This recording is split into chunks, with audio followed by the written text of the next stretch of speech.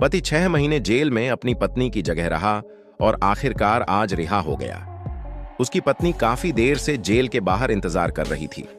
जब उसने अपने पति को थका-हारा और कमजोर देखा तो उसे बहुत दुहक हुआ। पत्नी अपने दिल में जानती थी कि उसके पति ने पिछले 6 महीनों में उसके लिए बहुत कुछ सहा है और उसके मन में अनायास ही अपराध बोध जाग उठा। हालांकि जब तक वह अपनी गर्भवती पत्नी की सुरक्षा सुनिश्चित कर सकता था, वह कोई भी कष्ट सहने को तैयार था। अचानक जैसे ही दोनों कार में बैठकर जाने वाले थे, पति की नजर अनजाने में अपनी पत्नी के पेट पर पड़ी और उसे तुरंत शक हो गया। 5 या 6 महीने हो गए हैं, है ना? मुझे अभी तक इसका एहसास क्यों नहीं हुआ?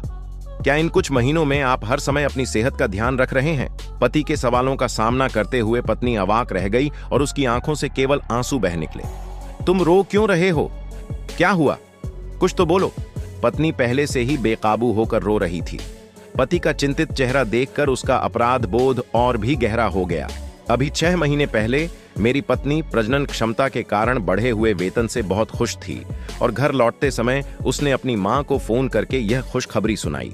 अप्रत्याशित रूप से वह अनजाने में ही किसी से टकरा गई और वह इतनी भयभीत हो गई कि उसे समझ नहीं आया कि क्या करे। ठीक है, हत्यारे को पकड़ो। हताश होकर वह सचमुच भाग गया। पति अपनी पत्नी और अजन्मे बच्चे की रक्षा करना चाहता था।